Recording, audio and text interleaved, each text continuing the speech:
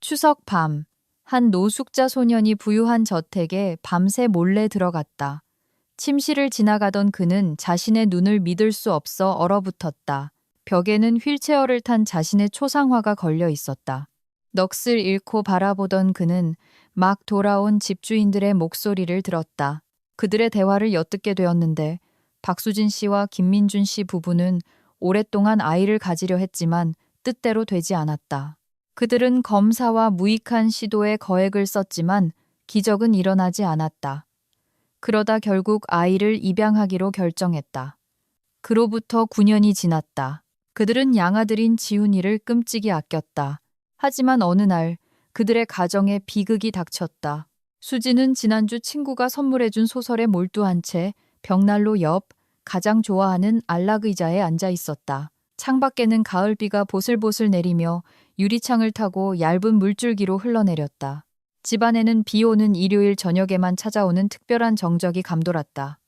온 세상이 멈춘 듯 책과 생각에 잠긴 자신만 남겨진 기분이었다. 그녀는 주인공의 재치 있는 대사에 미소 지으며 책장을 넘겼다. 거실은 따뜻하고 아늑했다. 벽난로에 불꽃이 타닥거리며 벽에 기묘한 그림자를 드리웠다. 수지는 시계를 보았다. 남편 민주는 1시간 뒤에 퇴근할 것이고 지훈이는 분명 자기 방에서 숙제를 하고 있을 터였다. 아이는 항상 책임감이 강해서 숙제를 미루는 법이 없었다. 다시 독서에 빠져들려던 마지막 순간 위층에서 이상한 소음이 들려왔다.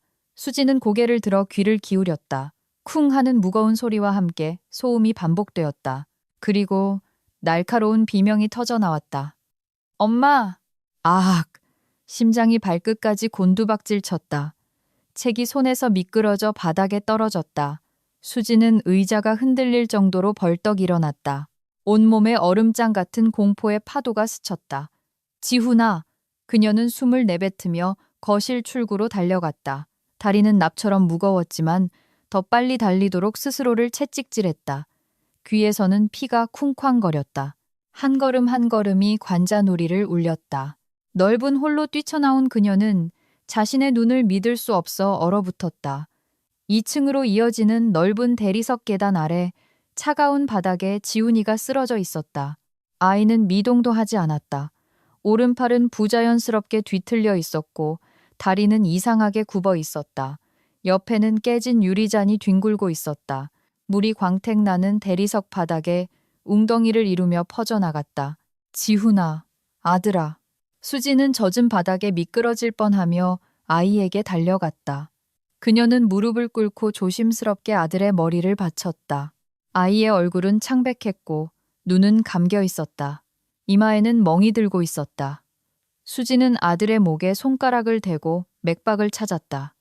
심장은 약했지만 뛰고 있었다. 지훈아, 내 말 들리니?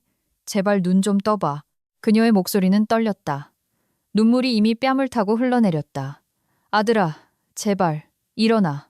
아이는 반응이 없었다. 수지는 머리를 움직이지 않으려 애쓰며 아들의 머리카락을 쓸어 넘겼다. 척추 부상 시에는 환자를 움직이면 안 된다는 것을 기억했지만 손은 저절로 아들을 안고 품에 끌어안고 지켜주고 싶었다. 누구 없어요? 그녀는 소리쳤다. 이모님 누구든요. 빨리 이리 와보세요. 부엌에서 다급한 발소리가 들려왔다. 둥글고 인자한 얼굴을 한 50대 여성인 그들의 가사도우미 이모님이 나타났다. 바닥에 쓰러진 지훈이를 본 그녀는 손뼉을 치며 들고 있던 식기 쟁반을 떨어뜨렸다. 접시들이 요란한 소리를 내며 바닥에 부딪혀 깨졌다. 세상에, 무슨 일이에요? 그녀의 목소리는 비명처럼 터져 나왔다. 이모님, 빨리 119에 전화해요. 수진이 눈물 사이로 외쳤다. 당장요. 계단에서 떨어졌어요. 이모님의 손이 떨렸다. 그녀는 홀벽에 걸린 전화기를 잡았지만 손가락이 말을 듣지 않았다. 3번이나 번호를 잘못 누른 후에야 신호음을 들을 수 있었다. 여보세요. 119입니다. 그녀의 목소리는 떨렸다. 빨리 와주세요. 아이가 계단에서 떨어졌어요. 의식이 없어요. 네, 단조 대문이 있는 큰 집이에요. 제발 서둘러 주세요. 수지는 아들의 얼굴에서 눈을 떼지 않았다. 지훈아, 버텨 아들아. 그녀는 속삭였다. 구급차가 오고 있어. 다 괜찮을 거야. 너만 버텨주면 돼. 알았지? 이모님이 그들에게 달려와 옆에 무릎을 꿇었다. 사모님, 뭐라도 덮어줄까요? 차가운 바닥에서 체온이 떨어질 거예요. 그녀의 목소리는 떨렸다. 아니, 만지면 안 돼. 수지는 고개를 저었다. 척추를 다쳤을지도 몰라. 그녀는 말을 잇지 못했다. 목구멍이 울음으로 메었다. 이모님은 그녀의 손을 잡았다. 괜찮을 거예요. 지훈이는 강한 아이잖아요. 얼마나 튼튼한데요. 만약에 수지는 그 말을 입 밖으로 낼 수 없었다. 나쁜 생각하지 마세요. 의사 선생님들이 오시면 도와주실 거예요. 몇 분이 고통스럽게 길게 느껴졌다. 수지는 아들을 놓지 않았다. 손을 떼면 아들이 사라져버릴 것만 같았다. 그녀는 아들의 가슴을 보며 호흡을 살폈다. 호흡은 고르지만 얕았다. 어떻게 이런 일이 일어났을까요? 이모님이 속삭였다. 애가 항상 조심스러웠는데. 수지는 고개를 들어 계단을 보았다. 위쪽 계단 하나에 공책이 놓여 있었고 옆에는 연필들이 흩어져 있었다. 아마도 지훈이가 물컵과 학용품을 들고 내려오다가 미끄러져 균형을 잃은 모양이었다. 이 저주받을 계단 때문이야. 그녀는 이를 악물고 속삭였다. 민준 씨한테 이 대리석이 너무 미끄럽다고 했었는데 카펫을 깔아야 한다고 말했었는데 사모님, 자책하지 마세요. 이모님이 그녀의 어깨를 감쌌다. 불의의 사고일 뿐이에요. 멀리서 사이렌 소리가 들려왔다. 매초 소리는 점점 더 커졌다. 수지는 안도의 한숨이 목구멍까지 차오르는 것을 느꼈다. 들려요? 오고 있어요. 이모님은 벌떡 일어섰다. 제가 대문을 열게요. 그녀는 현관문으로 달려갔다. 수지는 바닥에 남아 지훈이의 머리를 계속 받치고 있었다. 그녀는 몸을 숙여 아들의 이마에 입을 맞췄다. 조금만 더 아들아. 아주 조금만. 의사 선생님들이 거의 다 왔어. 사이렌 소리가 집 바로 앞에서 투섰다. 빠른 발소리와 목소리들이 들렸다. 파란 제복을 입은 두 남자와 의료 가방을 든 여자가 홀로 뛰어들어왔다. 환자는 어디 있습니까? 흰머리가 희끗희끗한 40대 남자가 물었다. 여기요. 수지는 아들에게서 눈을 떼지 못한 채 손짓했다. 제발 얘 좀 살려주세요. 구조대원들이 재빨리 다가왔다. 팀장은 지훈이 옆에 무릎을 꿇고 동공을 확인하고 맥박을 짚었다. 의식을 잃은 지 얼마나 됐습니까? 그가 손전등을 꺼내며 물었다. 10분. 아니 15분 정도요. 수진이 흐느꼈다. 정확히는 모르겠어요. 쿵 하는 소리와 비명을 듣고 뛰쳐나왔는데 애가 이미 여기 쓰러져 있었어요. 옮기셨습니까? 아니요, 머리만 받쳐줬어요. 잘하셨습니다. 의사는 고개를 끄덕이며 동료들을 보았다. 목보호대. 당장. 여성 구급대원이 가방에서 재빨리 특수 목보호대를 꺼냈다. 그들은 조심스럽게 지훈이의 목을 고정했다. 수지는 옆으로 비켜달라는 요청을 받았지만 아들의 손을 놓을 수가 없었다. 제발요. 애 옆에 있어야 해요. 그녀는 의사를 애원하듯 쳐다봤다. 이해합니다만 저희가 작업할 공간이 필요합니다. 그가 말했다. 가사도우미가 수진의 어깨를 감싸고 조심스럽게 옆으로 데려갔다. 구조대원들은 빠르고 능숙하게 움직였다. 그들은 반사신경을 확인하고 혈압을 재고 척추를 검사했다. 아드님 척추에 심각한 손상이 있는 것 같습니다. 마침내 팀장이 고개를 들며 말했다. 급히 병원으로 이송해야 합니다. 매 순간이 중요합니다. 수지는 두 손으로 얼굴을 가렸다. 의사의 말은 사형 선고처럼 들렸다. 척추 손상. 그것은. 아니 그녀는 그것에 대해 생각조차 할 수 없었다. 어떻게 하실 건가요? 그녀가 겨우 들릴 듯 말 듯 물었다. 지금 고정될 것에 싣고 외상센터로 이송할 겁니다. 그곳 전문가들이 진찰하고 촬영을 할 겁니다. 의사는 침착하고 전문적으로 말했지만 그의 눈에는 동정심이 어려 있었다. 같이 가시겠습니까? 네, 물론이죠. 수지는 눈물을 닦으며 고개를 끄덕였다. 구급대원들이 단단한 바닥에 특수 들 것을 가져왔다. 그들은 조심스럽게 센티미터 단위로 지훈이를 옮기며 몸의 각 부분을 벨트로 고정했다. 수지는 그 모습을 보며 가슴이 찢어지는 듯했다. 그녀의 아이는 이 커다란 들것 위에서 너무나 작고 무력해 보였다. 이모님, 제 핸드폰이랑 가방 좀 챙겨줘요. 그녀가 부탁했다. 그리고 민준 씨한테 전화해서 우리가 병원으로 간다고 전해줘요. 네, 사모님. 걱정 마시고 지훈이 곁에만 계세요. 들것이 들려 출구로 향했다. 수지는 아들의 얼굴에서 눈을 떼지 않고 옆에서 걸었다. 밖에는 여전히 같은 비가 보슬보슬 내리고 있었다. 구급차가 현관 앞에 서 있었다. 뒷문이 활짝 열려 있었다. 지훈이가 안으로 실렸다. 수진도 따라 올라가 작은 접이식 좌석에 앉았다. 문이 쾅 닫혔다. 사이렌이 울렸다. 차가 급히 출발했다. 수지는 지훈이에게 연결된 모니터를 보았다. 맥박을 나타내는 녹색 선이 화면에서 규칙적으로 뛰고 있었다. 여성 구급대원이 아이 옆에 앉아 수치를 확인하고 있었다. 살아날 거예요. 수진이 속삭였다. 구급대원은 그녀를 보았다. 최선을 다할 겁니다. 그녀가 조용히 대답했다. 수지는 떨리는 손가락으로 핸드폰을 꺼냈다. 눈물 때문에 화면이 흐릿했다. 그녀는 남편의 번호를 찾아 통화 버튼을 눌렀다.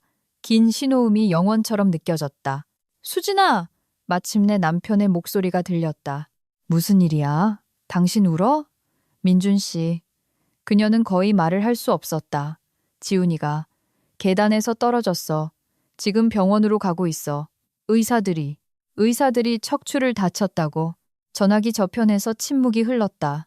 그리고 남편이 힘겹게 숨을 내쉬는 소리가 들렸다. 지금 갈게. 어느 병원으로 가는 거야? 시립병원, 외상센터로요. 20분 안에 도착할게. 힘내, 수진아. 그리고 지훈이한테 아빠가 가고 있다고 전해줘. 애는 의식이 없어요. 그녀가 흐느꼈다. 그럼 당신이라도 힘내. 곧 갈게. 전화가 끊겼다. 수지는 핸드폰을 손에 꽉 쥐고 다시 아들을 보았다. 구급차는 밤의 도시를 질주했다. 사이렌이 정적을 찢는 동안 그녀는 오직 아들이 살아남기를 기도할 수밖에 없었다. 지훈이를 실은 들것이 응급실 자동문을 통해 빠르게 들어갔다. 수지는 구급대원들에게 뒤처지지 않으려 애쓰며 뒤따라 달렸다. 그녀의 구두 소리가 텅 빈 복도에 울려 퍼졌다. 밤의 어둠 뒤에 밝은 백색광이 눈을 찔렀다. 여기서 기다려주세요. 한 의사가 관계자 외 출입금지 표지판이 붙은 문 앞에서 그녀를 막았다. 검사를 위해 데려가겠습니다. 하지만 저는 애랑 같이 있어야 해요. 수진이 들것 가장자리를 붙잡으며 항의했다. 방해만 될 뿐입니다. 결과가 나오는 대로 불러드리겠습니다. 의사가 단호하게 말하고 간호사에게 고개를 끄덕였다. 흰 가운을 입은 젊은 여성이 수진의 팔을 부드럽게 잡았다. 이쪽으로 오세요. 서류를 작성하셔야 해요. 그녀가 진정시키는 어조로 말했다. 그리고 물도 좀 드시고요. 안색이 너무 안 좋으세요. 수지는 아들을 실은 들것 뒤로 문이 닫히는 것을 무력하게 바라보았다. 마지막으로 본 것은 지훈이의 창백한 얼굴과 그의 작은 몸을 감싼 수많은 전선들이었다. 무릎에 힘이 풀렸다. 간호사가 그녀를 꽉 잡아 넘어지지 않게 했다. 여기 앉으세요. 그녀는 수진을 복도에 있는 딱딱한 플라스틱 의자로 이끌었다. 성함이 어떻게 되시죠? 박수진입니다. 그녀는 의자에 주저앉으며 기계적으로 대답했다. 아이 이름은요? 김지훈이요. 9살이에요. 9살. 그녀의 목소리가 갈라졌다. 간호사는 근처에 있던 정수기에서 물 한 잔을 건넸다. 드세요. 좀 나아지실 거예요. 수지는 순순히 몇 모금 마셨다. 물은 얼음처럼 차가웠고 그 덕에 정신이 조금 들었다. 그녀는 주위를 둘러보았다. 복도는 길고 텅 비어 있었다. 몇 줄의 플라스틱 의자, 옅은 녹색으로 칠해진 벽 하나에는 외상 예방에 관한 포스터가 걸려 있었다. 참 아이러니하네요. 서류를 작성해야 한다고요? 그녀가 물었다. 네, 하지만 그건 나중에 해도 돼요. 지금은 진정하는 게 중요해요. 어떻게 진정하라는 거예요, 내 아들이? 수지는 두 손으로 얼굴을 가렸다. 간호사가 옆에 앉아 그녀의 어깨에 손을 얹었다. 이해해요. 저도 아이가 둘이거든요. 하지만 지금 아드님에겐 강한 엄마가 필요해요. 의사 선생님들이 최선을 다하고 계세요. 박진영 교수님은 이 도시 최고의 신경외과 의사세요. 만약 누가 도울 수 있다면 그분일 거예요. 수지는 눈물을 닦으며 고개를 끄덕였다. 그녀는 핸드폰을 꺼냈다. 민주는 아직 전화가 없었다. 아마 모든 속도 규정을 어기며 이쪽으로 달려오고 있을 것이다. 그녀는 그가 운전대를 꽉 쥐고 두려움과 무력감으로 얼굴이 일그러진 모습을 상상했다. 시간은 고통스럽게 느리게 흘러갔다. 수지는 가만히 앉아 있을 수 없었다. 그녀는 일어나 복도를 이리저리 오갔다. 한쪽으로 10걸음 돌아서서 다시 10걸음. 그녀의 생각은 어지러웠다. 만약 지훈이가 살아나지 못하면? 만약 마비된 채로 남게 된다면? 어떻게 감당해야 할까? 그리고 가장 중요한 것은 아이에게 어떻게 진실을 말해야 할까? 그녀는 창가에 멈춰섰다. 유리 너머로 가로등의 주황색 불빛에 젖은 주차장이 보였다. 비는 여전히 보슬보슬 내리고 있었다. 수지는 차가운 유리에 손바닥을 대고 눈을 감았다. 하느님, 만약 계시다면. 그녀는 속삭였다. 제발 제 아이를 살려주세요. 뭐든지 할게요. 뭐든지요. 제발 살려만 주세요. 타이어가 끽 하는 소리에 그녀는 눈을 떴다. 병원 마당으로 남편의 검은색 제네시스 SUV가 날아들었다. 그는 제대로 주차하지도 않고 그냥 두 자리에 걸쳐 차를 버려두고 뛰쳐나왔다. 수지는 그가 입구로 달려오는 것을 보고 마음속 무언가가 끊어지는 것을 느꼈다. 이제 그녀는 강해야 했다. 적어도 강한 척이라도 해야 했다. 잠시 후 민준이 복도로 뛰어들어왔다. 그는 재킷도 입지 않은 상태였다. 셔츠 단추는 2개나 풀려 있었고 머리는 헝클어져 있었다. 그들의 시선이 마주쳤다. 여보, 수진이 그에게 달려갔다. 그는 그녀를 붙잡아 세게 껴안았다. 그녀는 그의 심장이 마구 뛰는 것을 느낄 수 있었다. 지훈이는 어디 있어? 의사들은 뭐래? 민준이 그녀를 떼어내고 얼굴을 들여다보며 재빨리 물었다. 검사 받으러 데려갔어요. 이건 끔찍한 악몽이에요, 여보. 그녀는 다시 울기 시작했다. 계단에서 소리가 들렸고 거실에서 뛰쳐나갔는데 지훈이가 아래에 쓰러져 있었어요. 의식도 없었고 난 애를 잃는 줄 알았어요. 민주는 그녀를 더 세게 껴안았다. 쉬. 괜찮아. 강해.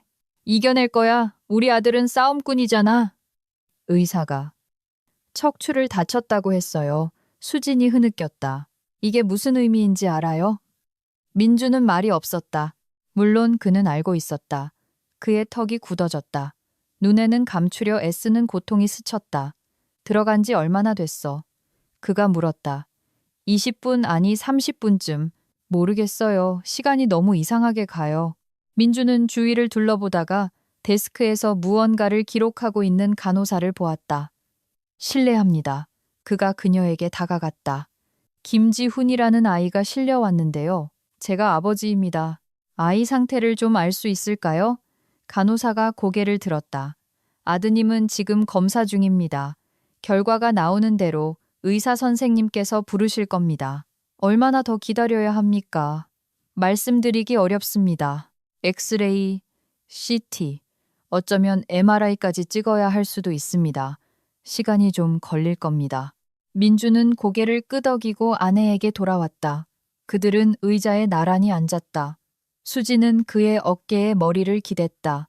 그는 그녀의 손을 잡고 꽉 쥐었다. 다 잘 될 거야. 그가 속삭였지만 목소리에는 확신이 없었다. 몇 분이 몇 시간처럼 흘러갔다.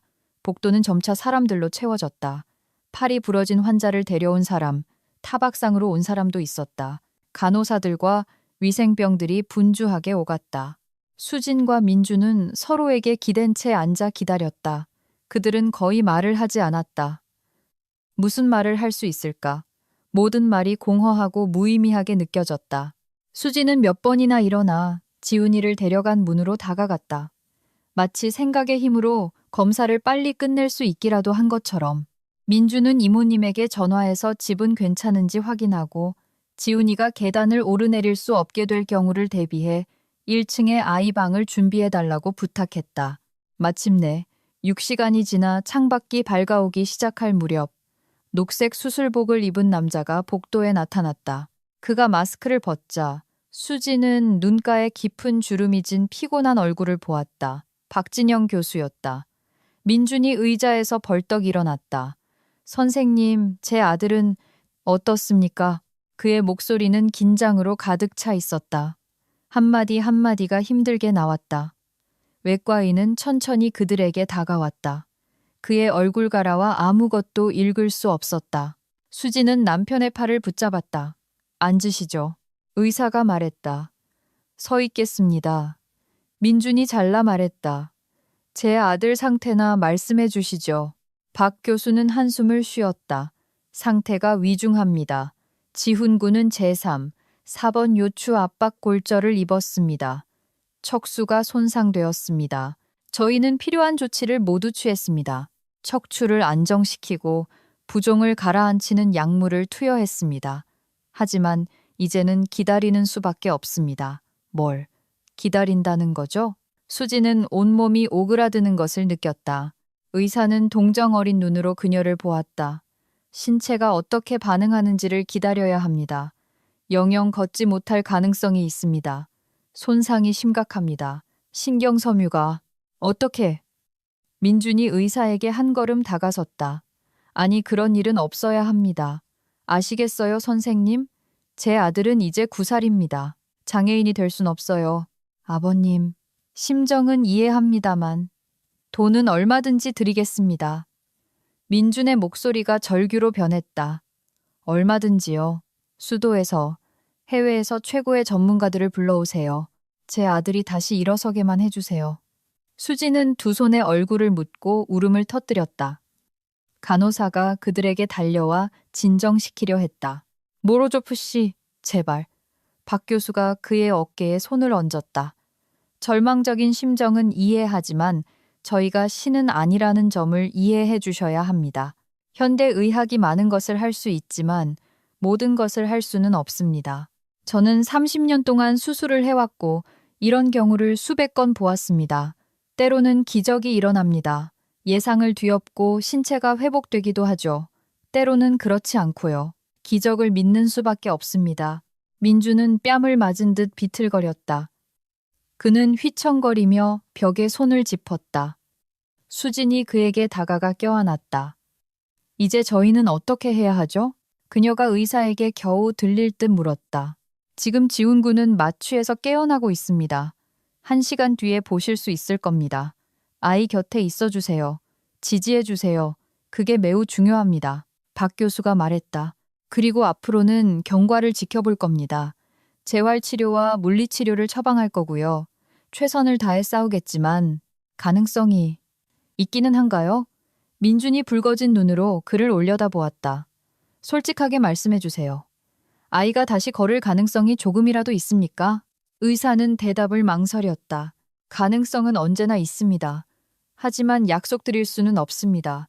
죄송합니다. 박 교수는 말을 마치지 않고 돌아서서 복도를 걸어갔다. 수진과 민주는 서로를 껴안은 채 서 있었다. 주위의 세상이 존재하지 않는 것 같았다. 모든 소리가 먹먹해지고 시간이 멈췄다. 이럴 순 없어. 민준이 속삭였다. 이건 끔찍한 악몽이야. 너무 무서워요.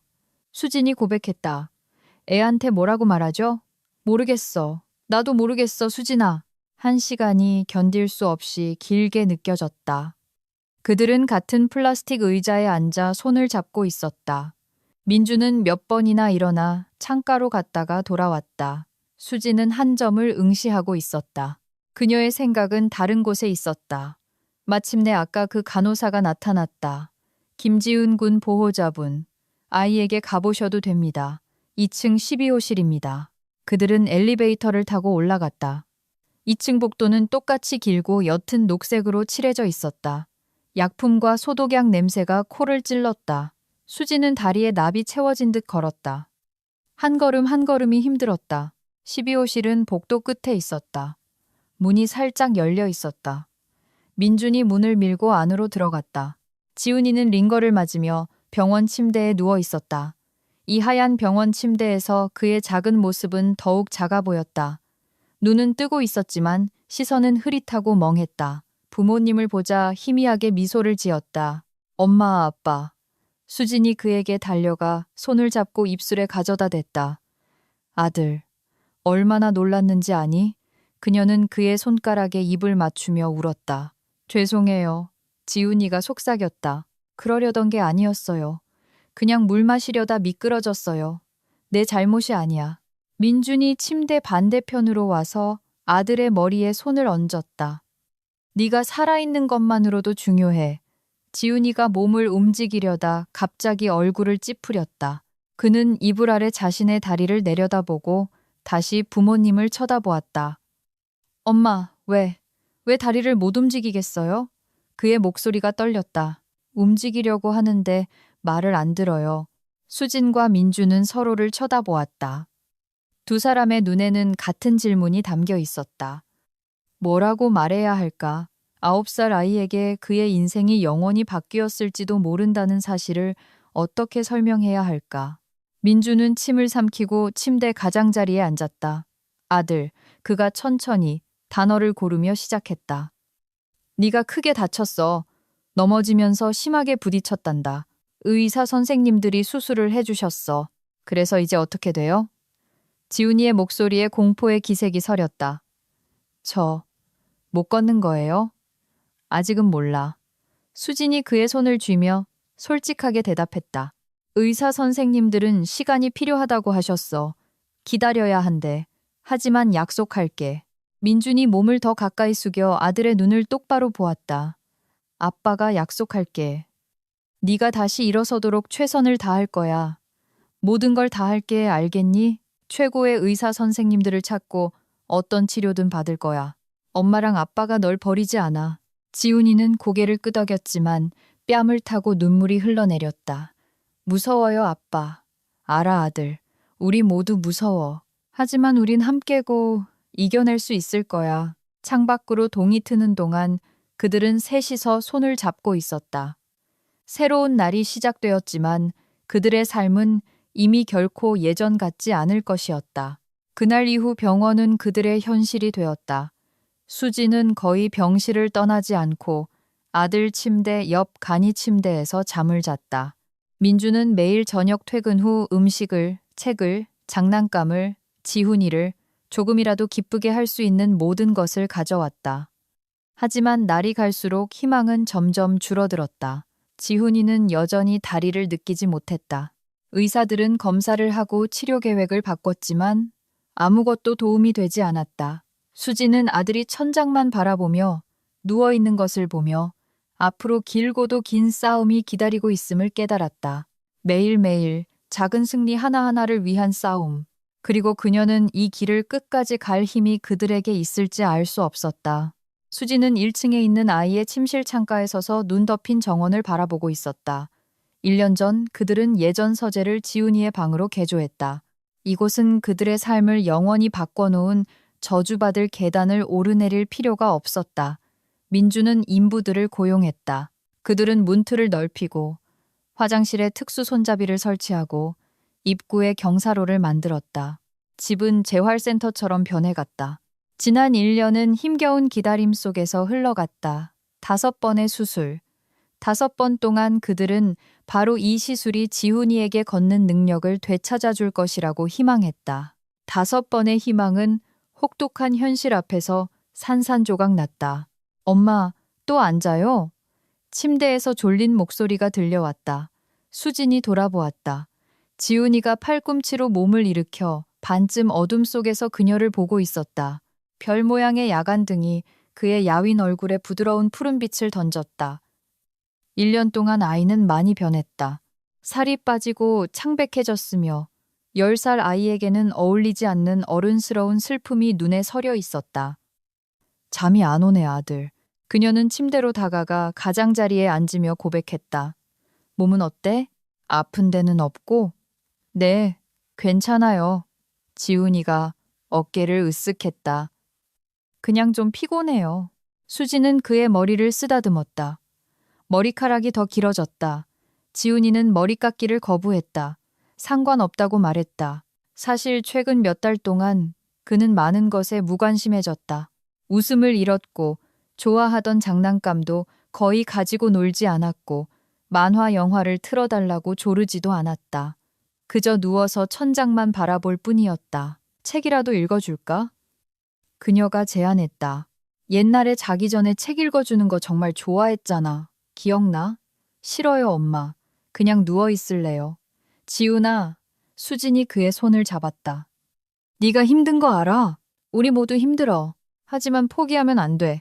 박 교수님은 새로운 기술, 새로운 치료법이 있다고 하셨어. 독일에 갈 수도 있어. 거기에 있는 병원은 엄마, 그만해요. 지훈이가 조용히 말했다. 저 어린애 아니에요. 다 알아요. 저는 평생 이렇게 살 거예요. 스스로를 속일 필요 없어요. 수지는 목구멍에 덩어리가 차오르는 것을 느꼈다. 그녀는 몸을 숙여 아들의 이마에 입을 맞췄다. 아니야, 아들. 우린 포기 안 해. 절대로. 지훈이는 대답하지 않고 그냥 눈을 감았다. 몇 분 후 그의 호흡이 고르게 변했다. 잠이 든 것이다. 수지는 오랫동안 옆에 앉아 그의 손을 잡고 놓기를 두려워했다. 아침은 평소처럼 시작되었다. 수지는 지훈이가 씻고 옷을 입고 휠체어로 옮겨 타는 것을 도왔다. 아이는 마치 의지 없는 인형이 된 것처럼 그녀가 모든 것을 하도록 조용히 내버려 두었다. 예전에는 적어도 무언가를 스스로 하려고 애썼고 잘 안 되면 화를 내기도 했다. 이제는 그것마저 사라졌다. 아침 식사 때 민주는 신문을 읽었다. 수지는 차를 따랐다. 지훈이는 계란 프라이를 포크로 쿡쿡 찌르기만 할 뿐 한 입도 입에 대지 않았다. 지훈아, 제발 좀 먹어. 수진이 부탁했다. 힘이 필요하잖아. 싫어요. 배 안 고파요. 아들, 어제도 거의 아무것도 안 먹었잖아. 민준이 신문을 내려놓으며 끼어들었다. 무슨 일이야? 아무것도 아니에요. 그냥 식욕이 없어요. 부모는 서로를 쳐다보았다. 최근 지훈이는 정말 거의 아무것도 먹지 않았다. 수지는 이것을 우울증 탓으로 돌렸다. 아이는 마음의 문을 닫고 삶에 대한 흥미를 잃었다. 하지만 오늘 그녀는 다른 것을 발견했다.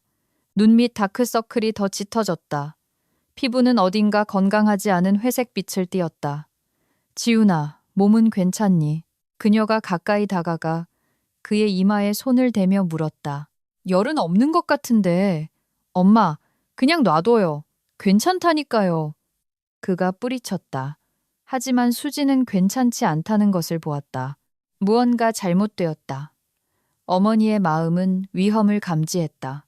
여보, 그녀가 남편을 보았다. 지훈이 병원에 데려가 봐야 할 것 같아요. 또 민준이 지친 듯 한숨을 쉬었다. 수진아, 우리 일주일 전에 검진 받았잖아. 알아요. 하지만 애 좀 보세요. 뭔가 정상이 아니에요. 민주는 아들을 유심히 보았다. 확실히 아이는 안 좋아 보였다. 너무 무기력하고 너무 창백했다. 알았어. 그가 동의했다. 오늘 점심 먹고 병원에 데려갈게. 검사받게 하자. 병원 가기 싫어요. 지훈이가 힘없이 반대했다. 그건 논의할 문제가 아니야. 민준이 단호하게 말했다. 점심 식사 후 그들은 준비했다. 수진도 같이 가고 싶었지만 민준이 말렸다. 누군가는 집에 있어야 했다. 게다가 그는 금방 끝날 것이라고 약속했다. 그냥 검사와 진찰뿐이라고. 그녀는 그들을 차까지 배웅하고 지훈이를 뒷좌석에 앉히고 휠체어를 트렁크에 접어넣는 것을 도왔다. 의사 선생님이 뭐라고 하시면 바로 전화해요. 그녀가 남편에게 부탁했다. 물론이지. 너무 걱정 마. 민준이 그녀의 뺨에 입을 맞췄다. 분명 비타민 부족이나 뭐 그런 거겠지. 차가 떠나고 수지는 문가에 서서 차가 사라지는 것을 바라보았다. 왠지 모르게 마음이 불안했다. 매우 불안했다. 병원에서 지훈이는 즉시 검사를 받았다. 민주는 복도에 앉아 잡지를 넘겼지만 한 줄도 눈에 들어오지 않았다. 생각은 다른 곳에 있었다. 지난 1년은 끔찍했다. 일, 집, 병원, 재활, 모든 것이 하나의 끝없는 마라톤으로 합쳐졌다. 수지는 최선을 다해 버텼지만 그는 그녀가 얼마나 지쳤는지 보았다. 눈가의 주름이 깊어졌다. 머리카락에 흰머리가 생겼다. 그녀는 이제 겨우 38살인데 민준 자신도 한계에 다다른 것을 느꼈다. 사업은 관심을 요구했다. 하지만 아들이 휠체어에 묶여 있는데 어떻게 일에 대해 생각할 수 있겠는가? 그는 경영자를 고용하고 대부분의 업무를 위임했지만 여전히 사무실과 집 사이를 오가야 했다. 김민준 씨, 목소리가 들렸다. 그가 고개를 들었다. 복도에 지훈이의 주치의인 최 의사가 서 있었다. 그의 얼굴은 심각했다. 선생님, 민준이 재빨리 일어섰다. 제 아들은 어떻습니까? 검사 결과 나왔나요? 네. 진료실로 들어오시죠. 심각하게 이야기할 게 있습니다. 심장이 쿵 내려앉았다. 민주는 의사를 따라 복도 끝에 작은 진료실로 들어갔다. 최 의사는 문을 닫고 앉으라고 손짓했다. 자신은 책상에 앉아 검사 결과가 담긴 서류들을 펼쳤다. 김민준 씨, 그가 천천히 시작했다. 안 좋은 소식이 있습니다. 솔직하게 말씀해 주세요, 선생님. 준비됐습니다. 민준이 의자 팔걸이를 꽉 쥐었다. 검사 결과. 신장에 심각한 문제가 있는 것으로 나타났습니다. 지훈군은 말기 만성 신부전입니다. 수치로 보아 과정은 오래전에 시작된 것 같지만 저희가 척추 부상에 집중하느라 이 점을 간과했습니다. 민주는 들은 말을 이해하려 애쓰며 침묵했다. 신장, 신부전, 그것은 사형 선고처럼 들렸다. 그게 무슨 뜻입니까? 그가 마침내 입을 열었다. 아드님의 신장이 기능을 멈추고 있다는 뜻입니다. 혈액을 제대로 거르지 못하고 독소를 배출하지 못합니다. 그래서 쇠약하고 식욕이 없고 안색이 안 좋은 겁니다. 어떻게 해야 합니까? 어떤 치료법이 있습니까? 최 의사가 한숨을 쉬었다. 아드님은 급히 신장 기증이 필요합니다. 그것이 생명을 구할 유일한 방법입니다. 물론 투석을 할 수도 있지만 그건 임시 방편입니다. 조만간 이식이 필요하게 될 겁니다. 민주는 방이 눈앞에서 빙빙 도는 것을 느꼈다. 신장 기증, 이식, 마치 5번의 수술이 부족했다는 듯이 좋습니다. 그는 몸을 고추 세우고 정신을 차렸다. 제 신장이나 아내의 신장을 가져가세요. 저희는 준비됐습니다. 언제 적합성 검사를 할 수 있습니까? 물론 그렇게 할 수 있습니다. 의사가 고개를 끄덕였다. 하지만 양부모와 아이 사이의 적합성 확률은 극히 낮다는 점을 이해하셔야 합니다. 보통 혈연 관계의 친척 중에서 기증자를 찾습니다. 그쪽이 확률이 훨씬 높습니다. 민주는 얼어붙었다. 맙소사. 그가 천천히 말했다. 아이의 친부모에 대해서는 아무것도 알려진 게 없습니다. 태어난 지 며칠 만에 베이비박스에 버려졌어요. 최 의사는 미간을 찌푸리며 펜으로 책상을 두드렸다. 상황이 복잡해지는군요. 그가 생각에 잠겨 말했다. 상당히 복잡해집니다. 생물학적 가족에 대한 정보 없이는 적합한 기증자를 찾기가 극히 어려울 겁니다. 장기 기증 대기자 명단은 매우 깁니다. 몇 년이 걸릴 수 있습니다. 하지만 지훈군에게는 시간이 그리 많지 않습니다. 얼마나요? 민준이 날카롭게 물었다. 얼마나 시간이 있습니까? 몇 달, 아마도 적절한 유지요법을 받으면 반년 정도일 겁니다. 하지만 그 이상은 아닙니다. 진료실에 침묵이 흘렀다. 민주는 한 점을 응시한 채 앉아 있었다. 머릿속에는 생각의 파편들이 스쳐 지나갔다. 반년, 그의 아들은 내년 여름을 보지 못할 수도 있다. 선생님, 그는 앞으로 몸을 숙여 의사의 눈을 똑바로 보았다. 기증 장기에 대해 돈을 지불하겠습니다. 얼마가 필요하든요. 10억, 20억, 100억 상관없습니다. 제 아들만 살려주세요. 제발요. 최 의사는 고개를 저었다. 김민준 씨, 절망적인 심정은 이해하지만 그렇게 되는 게 아닙니다. 신장을 그냥 살 수는 없습니다. 시장의 상품이 아니에요. 혈액형, 조직 적합성, 장기 크기 등 모든 매개 변수에서 완벽하게 맞는 사람을 찾아야 합니다.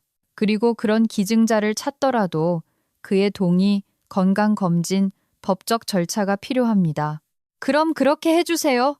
민준의 목소리가 절규로 변했다. 그가 의자에서 벌떡 일어나 주먹으로 책상을 내리쳤다. 선생님은 연줄도 있고 아는 사람도 있잖아요. 의사잖아요. 젠장. 아무런 방법도 없단 말입니까? 김민준 씨, 제발 진정하세요. 최 의사도 일어섰다. 제가 할 수 있는 모든 것을 하겠습니다. 지훈군을 대기자 명단에 올리고 기증자를 찾을 겁니다. 하지만 현실을 이해하셔야 합니다. 시간이 걸릴 수 있습니다. 아주 많은 시간이요. 우리에게는 시간이 없어요. 선생님이 방금 몇 달밖에 안 남았다고 하셨잖아요. 알고 있습니다. 그리고 정말 유감입니다. 민주는 거친 숨을 몰아쉬며 서 있었다. 손은 주먹을 쥔 채 관자놀이가 욱신거렸다. 무언가를 부수고 깨뜨리고 이 진료실을 엉망으로 만들고 싶었다. 하지만 그것은 아무것도 바꾸지 못할 것이다. 그의 아들은 죽어가고 있었다. 진료실 문이 살짝 열렸다. 틈새로 간호사가 나타났다. 최 선생님, 죄송합니다. 아이가 아버지를 찾습니다. 민주는 심호흡을 하며 자신을 추스르려 애썼다. 지훈이에게 절망을 보여서는 안 된다. 절대로. 지금 가겠습니다. 그가 간호사에게 말하고 의사에게 돌아섰다. 나중에 다시 이야기하죠. 네, 꼭 그렇게 하시죠. 그는 진료실을 나와 지훈이가 기다리는 병실로 향했다. 아이는 휠체어에 앉아 창밖을 보고 있었다. 발소리를 듣고 돌아보았다. 아빠, 어때요? 의사 선생님이 뭐래요? 다 괜찮아, 아들. 민준이 억지 미소를 지으며 거짓말했다. 그냥 비타민 좀 먹고 면역력만 키우면 된대. 집에 가자. 네, 가요. 돌아오는 길은 침묵 속에 흘렀다. 민주는 자동 조종장치처럼 운전했다. 그의 머릿속은 오직 한 가지 생각으로 가득 차 있었다. 어떻게 아들을 구할 것인가? 방법이 있어야 한다. 반드시 있어야 한다. 집에서 수진이 그들을 맞았다. 남편의 얼굴을 한번 보자 그녀는 모든 것을 알았다. 무슨 일이에요? 지훈이가 자기 방으로 들어간 후 그녀가 속삭였다. 부엌으로 가자. 거기서 이야기해. 그들은 식탁에 앉았다. 이모님은 조용히 자리를 비켜주었다. 민주는 아내에게 모든 것을 이야기했다.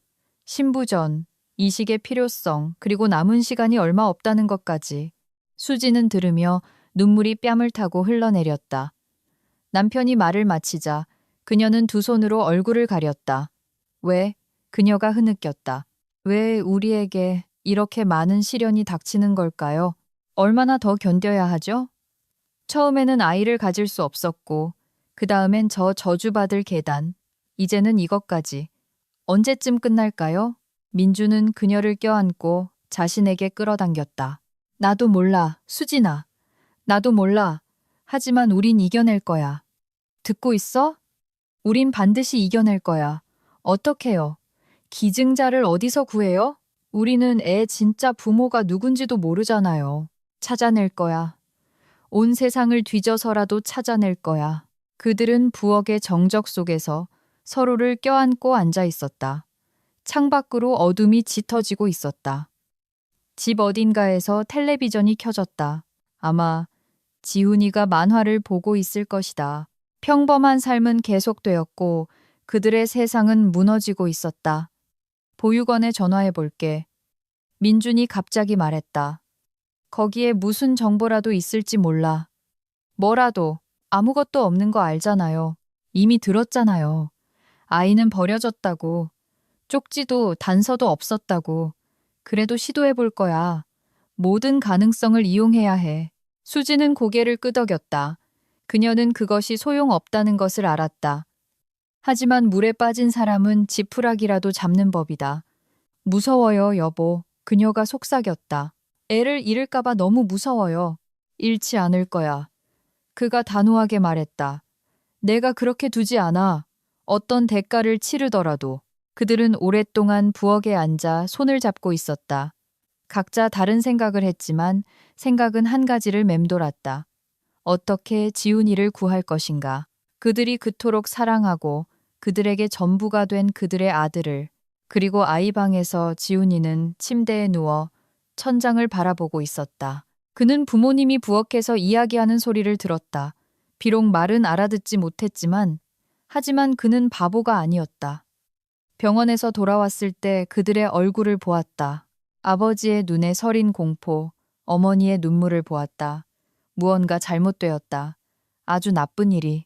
그리고 그는 그것이 무엇인지 알기가 두려웠다. 추석밤, 도시는 서늘한 정적에 휩싸였다. 커다란 눈송이 대신 보름달이 거리를 은은하게 비추고 있었다. 민준 씨의 저택에는 불이 켜져 있지 않았다. 지훈이를 병원에 남겨두고 온 가족은 잠시 절에 다녀올 생각이었다. 그리고 저택에서 몇 블록 떨어진 낡은 건물에 버려진 지하 공간에서 10살배기 태현이는 얼어붙고 있었다. 그는 무릎을 가슴에 끌어안고 몸을 덮이려 애썼다. 몸에는 몇 사이즈나 더 큰 찢어진 점퍼, 더러운 청바지, 달아빠진 운동화가 걸쳐져 있었다. 배는 굶주림으로 뒤틀리고 있었다. 마지막으로 먹은 것은 이틀 전 가게에서 빵을 훔쳤을 때였다. 태연이는 2년째 거리 생활을 하고 있었다. 보육원에서 나이 많은 아이들의 괴롭힘과 보호사들의 무관심을 견디지 못하고 도망쳤다. 오늘 모든 평범한 사람들이 따뜻한 집에서 명절을 보내는 이 추석 밤에 태연이는 결심했다. 그는 단조 대문이 있는 거대한 저택, 부잣집 하나를 알고 있었다. 그곳에서 가족이 차를 타고 나가는 것을 보았다. 그렇다면 집은 비어 있다. 몰래 들어가서 먹을 것을 좀 챙기고 어쩌면 돈도 조금, 부자가 되기 위해서가 아니라 단지 살아남기 위해서. 그는 자정까지 기다렸다가 길을 나섰다. 서늘한 밤 공기가 뺨을 스쳤고 발밑에서 낙엽이 바스락거렸다. 태현이는 그림자 속에 몸을 숨기고 드문 행인들을 피하며 재빨리 걸었다. 20분 만에 저택에 도착했다. 대문은 닫혀 있었지만 담은 넘을 수 있었다. 한두 번 해본 일이 아니었다. 조심스럽게 몸을 끌어올려 단조 울타리를 넘어 반대편 화단으로 뛰어내렸다. 창문으로 다가가 안을 들여다보았다. 거실은 비어 있었다. 좋다. 태연이는 집을 돌아 2층에 살짝 열린 창문을 발견했다. 배수관을 타고 올라갔다. 손은 추위로 감각이 없었지만 그는 기어오르도록 스스로를 다그쳤다. 마침내 창문에 도달해 안으로 비집고 들어갔다. 어떤 방이었다. 커튼 사이로 달빛이 스며드는 어두운 방. 태연이는 주머니에서 언젠가 훔친 작은 손전등을 꺼내 켰다. 빗줄기가 어둠 속에서 옷장, 안락의자, 서랍장을 비췄다. 평범한 침실이었다. 그는 돈이나 귀중품을 찾을 희망으로 서랍장으로 향했다. 갑자기 손전등 불빛이 벽에 닿았고 태현이는 얼어붙었다. 벽에는 액자에 담긴 큰 사진이 걸려 있었다. 10살쯤 된 소년의 초상화. 소년은 휠체어에 앉아 카메라를 향해 미소 짓고 있었지만 그의 눈에는 슬픔이 어려 있었다. 그리고 그 소년의 얼굴. 태현이는 손전등을 떨어뜨렸다. 그것은 그의 얼굴이었다. 완전히 그의 얼굴. 똑같은 눈, 똑같은 입술, 똑같이 튀어나온 귀. 마치 거울을 보는 것 같았다. 단지 사진 속 소년은 비싼 옷을 입고 있었고 그는 낡은 옷을 입고 있을 뿐이었다. 심장이 미친 듯이 뛰었다. 태연이는 가까이 다가가 손전등을 집어들고 초상화를 비췄다. 이럴 순 없어. 그는 사진에서 눈을 뗄 수 없어 서 있었다. 머릿속에는 수많은 질문이 스쳐 지나갔다. 갑자기 아래층에서 목소리가 들렸다. 태연이는 깜짝 놀라 손전등을 껐다. 집주인들이 돌아온 것이다. 당장 떠나야 한다. 하지만 다리가 말을 듣지 않았다. 목소리가 가까워졌다. 사람들이 계단을 올라오는 것 같았다. 어떻게 해야 할지 모르겠어, 수진아. 남성 목소리가 들렸다. 이 지역 보육원은 다 전화해봤어. 지훈이 친부모에 대한 정보가 전혀 없어. 신문에 광고라도 내볼까요? 여성의 목소리는 지쳐 있었다. 아니면 사립탐정을 고용하든가. 광고? 뭐라고 쓰게? 10년 전에 버려진 아이의 혈연을 찾는다고? 수진아, 현실적으로 생각해. 그들은 태현이가 숨어있는 방을 지나쳐 다른 방, 아마도 그들의 침실로 향했다. 문은 살짝 열려 있었다. 태현이는 출구로 살금살금 다가갔지만 목소리가 선명하게 들려와 무심코 귀를 기울였다. 어떤 방법으로든 아이의 친척을 찾아야 해. 남자가 계속 말했다. 그렇게 하지 않으면 우리 지훈이가 죽을 수도 있어. 시간이 얼마 남지 않았어. 죽는다고? 태현이는 그 자리에 못 박힌 듯 멈췄다. 형이 죽을 수도 있다고? 맙소사 민준 씨. 여자가 흐느꼈다. 견딜 수가 없어요. 처음엔 계단, 이젠 신장까지. 왜 하느님은 우리 아이에게 이렇게 잔인하실까요? 나도 몰라. 하지만 난 포기 안 해. 어딘가에 기증자가 있을 거야. 반드시 있어야 해. 태연이는 복도 벽에 몸을 기댄 채 들은 말을 소화했다. 그러니까 이들은 그의 양부모이고 신장 기증자가 필요하다는 것이다. 신장. 그는 보육원 학교에서 배운 생물학 수업을 떠올렸다. 사람은 신장이 2개고 하나만으로도 살 수 있다. 그는 어둠 속에 서 있었고 마음속에서는 싸움이 벌어지고 있었다. 지금 당장 도망치는 것은 안전하고 합리적이다. 아무도 그를 잡지 못할 것이고 절도 미수로 감옥에 가지 않을 것이다. 하지만 형, 그에게는 죽어가는 형이 있다. 도움이 필요한 형이. 태현이는 눈을 감았다. 평생 그는 혼자였고 누구에게도 필요하지 않았고 사랑받지 못했다. 그런데 만약 그에게 유일한 혈육을 구할 기회가 있다면 그냥 떠나버릴 수 있을까? 죄송합니다. 그가 생각할 틈도 없이 말이 튀어나왔다. 침실의 목소리가 너섰다. 빠른 발소리가 들렸다. 복도로 40대 남자가 뛰쳐나왔다. 키가 크고 어깨가 넓으며 의지가 강한 얼굴을 하고 있었다. 뒤따라 여자가 나왔다. 마르고 창백하며 눈물로 붉어진 눈을 하고 있었다. 넌 여기서 뭐 하는 거야? 남자가 본능적으로 아내를 가리며 으르렁거렸다. 어떻게 들어왔어? 태연이는 복도의 반쯤 어둠 속에 서서 빛으로 나아가기를 망설였다. 손은 추위뿐만 아니라 두려움으로 떨렸다. 저는 그러려던 게 아니었어요. 당장 대답해. 집주인이 소리쳤다. 너 누구야? 태현이는 침실에서 새어나오는 빗줄기 속으로 한 걸음 나아갔다. 달빛이 그의 얼굴을 비췄다. 수지는 입을 손으로 막으며 숨을 헐떡였다. 민주는 눈을 크게 뜨고 얼어붙었다. 몇 초간 죽음 같은 침묵이 흘렀다. 이럴 수가 없어. 마침내 수진이 숨을 내뱉었다. 여보, 지훈이가 보여요. 하지만 지훈이가 아니야. 민준이 소년에게서 눈을 떼지 않고 천천히 말했다. 너는 누구니? 이름이 뭐야? 태연이는 침을 삼켰다. 태현, 강태현입니다. 그런데 태연아, 한밤중에 우리 집에서 뭐 하는 거니? 민준의 목소리가 더 딱딱해졌다. 저는 제 행동이 부끄럽습니다. 말이 힘들게 나왔다. 태현이는 고개를 숙여 그들을 쳐다볼 수 없었다. 돈이, 음식이 필요했어요. 댁을 털려고 했습니다. 죄송합니다. 수지는 벽에 기대어 일어난 일을 이해하려 애썼다. 민준이 소년에게 한 걸음 다가갔다. 우리를 털려다가 그냥 그렇게 자백한다고? 더 이상 거짓말을 할 수 없어요. 태현이가 고개를 들었다. 두 분의 대화를 들었을 때 아드님에게 도움이 필요하고 죽을 수도 있다고 말씀하셨어요. 엿들었어? 민준이 미간을 찌푸렸다. 그러려던 게 아니었어요. 그냥 크게 말씀하셔서. 저는 조용히 나가려 했고요. 하지만 그때 알았어요. 태현이가 말을 더듬었다. 방에서 초상화를 봤어요. 휠체어를 탄 소년. 저랑 똑같이 생겼어요. 지훈이, 수진이 속삭였다.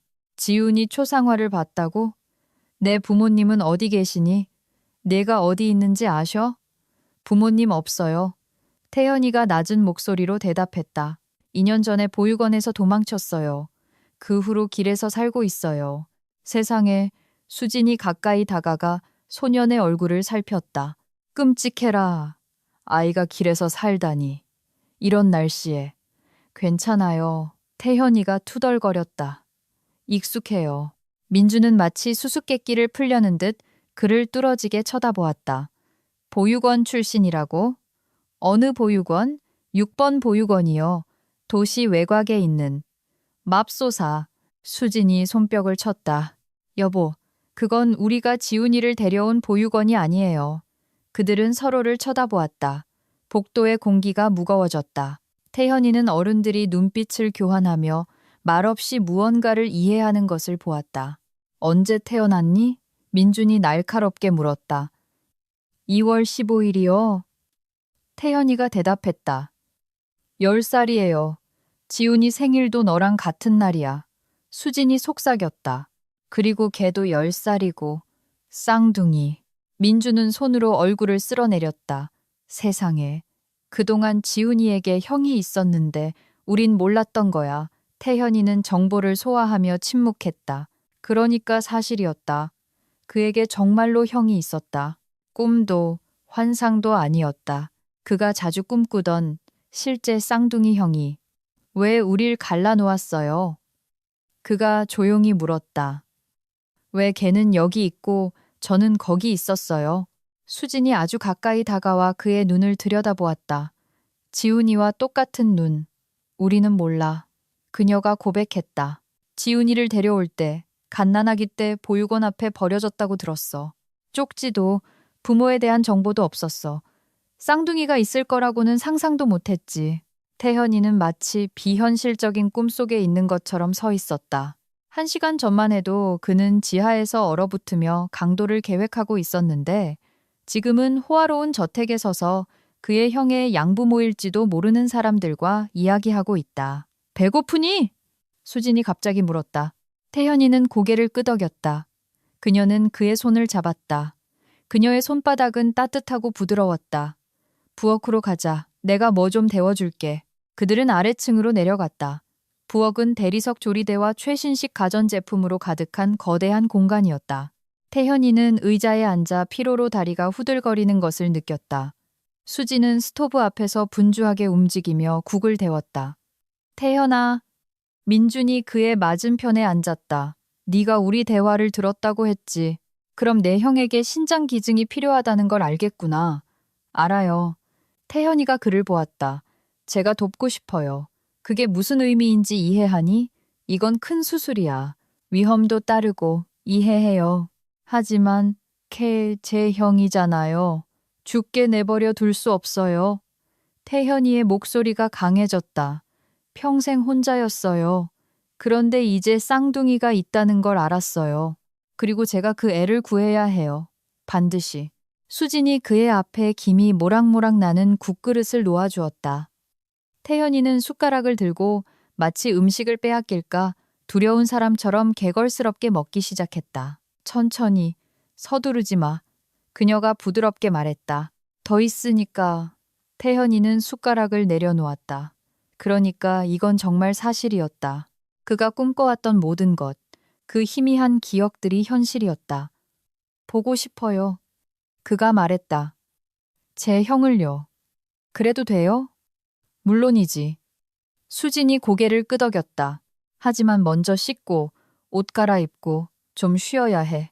그리고 아침에 병원에 가서 필요한 검사를 전부 하자. 네, 알겠습니다.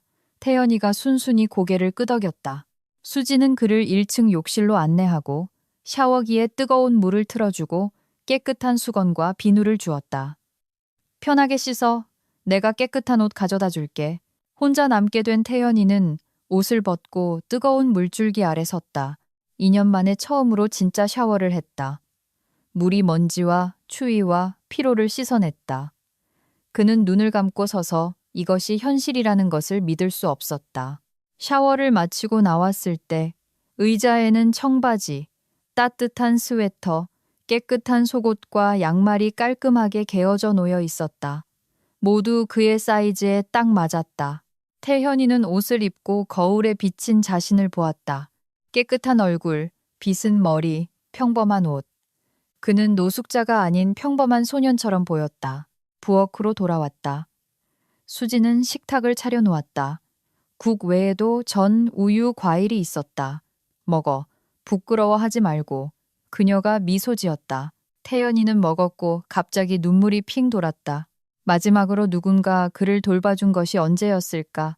이렇게 누군가 그에게 밥을 먹여주고 깨끗한 옷을 주고 미소 지어준 것이. 감사합니다. 그가 속삭였다. 천만의 아들. 수진이 그의 머리를 쓰다듬었다. 이제 너는 혼자가 아니야. 민준이 그의 어깨에 손을 얹었다. 그럼 한시도 지체할 수 없지. 그가 단호하게 말했다. 내일 아침 바로 병원에 가서 모든 검사를 하고 적합성을 확인하자. 만약 모든 게 맞으면 수술 준비를 시작하는 거야. 준비됐어요. 태현이가 단호하게 말했다. 그들은 추석 밤 부엌에 셋이서 앉아 있었다. 창밖에는 달빛이 쏟아졌고 벽난로에서는 장작이 타닥거렸다. 마치 운명 자체가 그들을 함께 모은 것 같았다. 강도질하러 온 소년이 희망이 되었다. 구원의 희망, 기적의 희망이. 아침에 그들은 이미 병원에 있었다. 수진과 민주는 복도에 앉아 있었다. 태현이도 옆에 있었다. 그는 생각에 잠겨 있었다. 머릿속에는 너무 많은 생각이 맴돌았고 너무 많은 두려움이 가슴을 옥죄었다. 시계가 오전 7시를 가리키자 간호사가 나타나 그들을 검사실로 안내했다. 혈액, 소변, 엑스레이, 초음파 등 일련의 검사가 시작되었다. 태연이는 순순히 의사들을 따라다니고 질문에 대답하고 주사를 참았다. 민주는 소년이 마음을 바꿔 도망갈까 두려운 듯 한시도 그의 곁을 떠나지 않았다. 아프니? 간호사가 다시 정맥에서 피를 뽑을 때 그가 물었다. 참을 만해요. 태연이가 이를 악물며 대답했다. 그동안 수지는 지훈이의 병실에 앉아 있었다. 소녀는 잠에서 깨어 놀란 눈으로 어머니를 보고 있었다. 엄마, 밤새 여기 계셨어요? 그가 졸린 목소리로 물었다. 아니 아들, 우리에게 믿을 수 없는 일이 일어났어. 수진이 그의 손을 잡았다. 밤에 우리 집에 한 소년이 왔는데 알고 보니 네 형이었어. 쌍둥이 형. 지훈이는 이해하지 못한 채 그녀를 쳐다보았다. 형이요? 무슨 형이요? 엄마, 뭔가 착각하시는 거 아니에요? 아니야, 지훈아. 사실이야. 너한테 쌍둥이 형이 있어.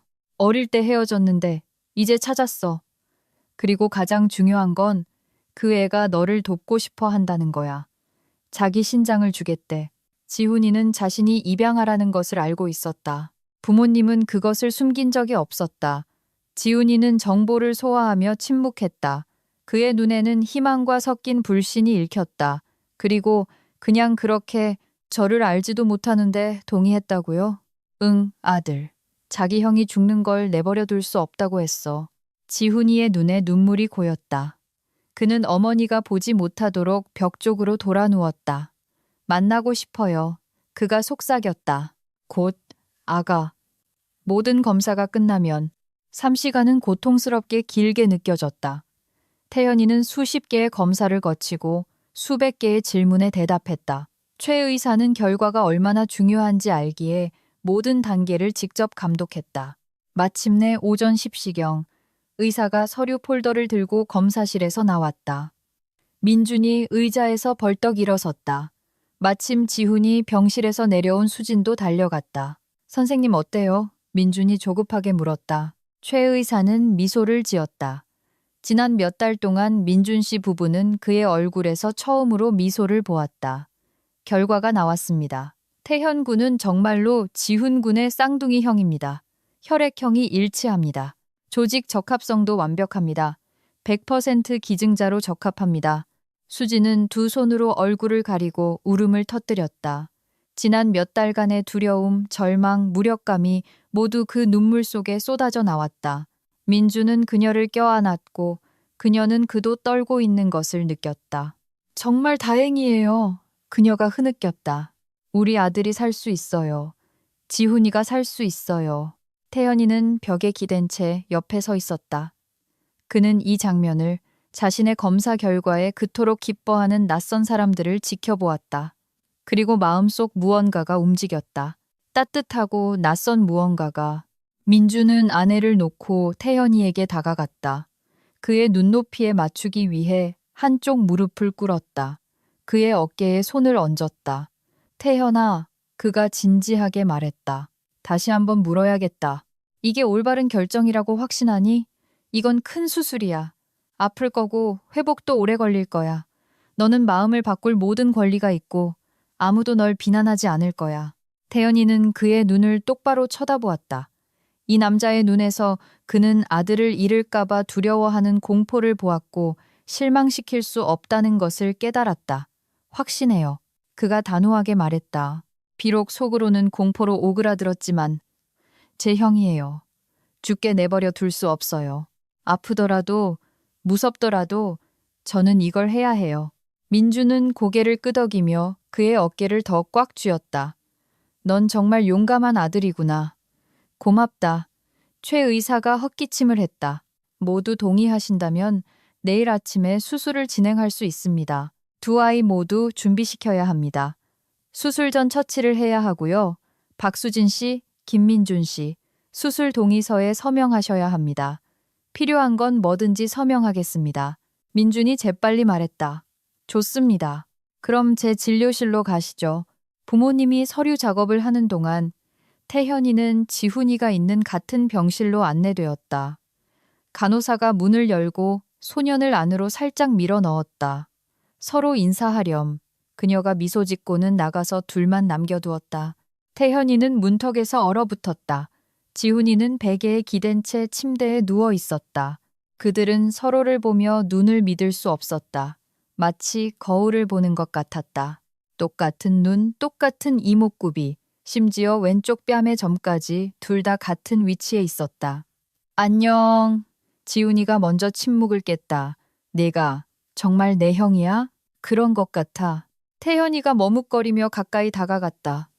내 이름은 태현이야. 나는 지훈이. 하지만 다들 지훈이라고 불러. 태현이는 침대로 다가가 옆 의자에 앉았다. 그들은 계속해서 서로를 뜯어보았다. 이상하다. 지훈이가 말했다. 평생 나랑 닮은 누군가를 꿈꿨어. 그냥 꿈인 줄 알았는데 알고 보니 너였구나. 나도 누군가를 꿈꿨어. 태연이가 고백했다. 같이 놀고 웃었어. 깨어나면 그냥 상상이라고 생각했지. 그런데 이제 네가 여기 있구나. 그리고 나한테 신장을 주겠다고? 지훈이의 목소리에 죄책감이 서렸다. 그건 옳지 않아. 내가 알지도 못하는 사람한테서 그런 희생을 받을 순 없어. 넌 내 형이야. 태현이가 간단하게 대답했다. 유일한 혈육. 네가 죽는 걸 원치 않아. 내가 도울 수 있는데. 지훈이는 고개를 숙였다. 무서워. 너 때문에 무서워. 혹시라도 뭔가 잘못되면 어떡해. 그럼 적어도 시도는 해본 거잖아. 태연이는 손을 뻗어 어색하게 형의 어깨를 두드렸다. 다 잘 될 거야. 의사 선생님들이 알아서 하실 거야. 그들은 그렇게 20분 정도 더 앉아 점차 이야기를 나누었다. 지훈이는 부모님과 집과 다치기 전의 생활에 대해 이야기했다. 태현이는 거리에서의 이야기, 어떻게 살아남았는지에 대해 나누었다. 매 순간 긴장이 풀려갔다. 그들은 서로에게 익숙해지고 있었다. 부모님이 돌아왔을 때 두 소녀는 이미 어떤 농담에 웃고 있었다. 아무래도 너희 둘 말이 잘 통하는 모양이구나. 수진이 미소 지었다. 네, 엄마. 지훈이가 고개를 끄덕였다. 태연이는 멋져요. 너도 나쁘지 않아. 태연이가 씩 웃었다. 다음 날 이른 아침 수술 준비가 시작되었다. 두 소년 모두 병원복으로 갈아입고 주사를 맞고 어떤 약을 마셨다. 태현이는 이동 침대에 누워 하얀 천장을 바라보았다. 두려움이 파도처럼 밀려왔지만 그는 숨을 고르게 쉬도록 스스로를 다그쳤다. 무서워하지 마. 수진이 그의 손을 잡았다. 다 잘 될 거야. 안 무서워요. 태연이가 거짓말했다. 민주는 반대편에 서 있었다. 수술 끝나면 너는 우리랑 같이 사는 거야. 그건 논의할 문제가 아니야. 너는 이제 우리 가족의 일부야. 태연이가 무언가 대답하려 했지만 그 순간 위생병들이 왔다. 그는 수술실로 옮겨졌다. 마지막으로 본 것은 눈물로 젖은 수진의 얼굴이었다. 수술은 6시간 동안 계속되었다. 수진과 민주는 복도에 앉아 손을 잡고 있었다. 그들은 말을 하지 않았다. 말은 필요 없었다. 그저 기다리고 기도하고 희망했다. 수술실 문 위에 녹색 등이 켜졌을 때 그들은 벌떡 일어섰다. 박 교수가 마스크를 벗으며 나왔다. 그의 얼굴은 피곤했지만 평온했다. 수술은 성공적으로 끝났습니다. 그가 말했다. 두 신장 모두 정상적으로 기능하고 있습니다. 아이들은 회복실에 있고 몇 시간 뒤에 병실로 옮겨질 겁니다. 수지는 다시 울었지만 이번에는 안도의 눈물이었다. 민주는 그녀가 거의 숨을 쉴 수 없을 정도로 꽉 껴안았다. 아이들이 병실로 옮겨졌을 때 부모는 창가에 서서 그들을 지켜보았다. 둘 다 의식 없이 링거와 모니터에 연결된 채 누워 있었다. 하지만 그들은 살아 있었다. 둘 다 살아 있었다.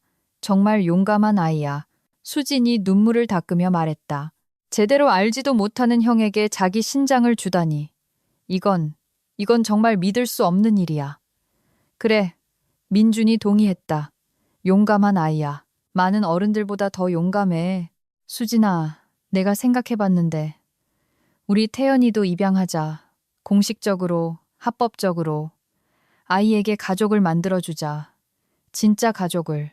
수지는 남편을 보았고 그녀의 눈에 기쁨이 반짝였다. 물론이죠. 당연히 그래야죠. 그 애가 우리 지훈이를 살렸잖아요. 사랑과 보살핌을 받을 자격이 있어요. 민주는 고개를 끄덕이고 변호사에게 전화하기 위해 핸드폰을 꺼냈다. 한 달이 지났다. 느리고 힘든 회복의 한 달이었다. 소년들은 회복되었고 흉터와 통증과 함께 사는 법을 배웠다. 태현이는 강인했고 거의 불평하지 않고 참아냈다.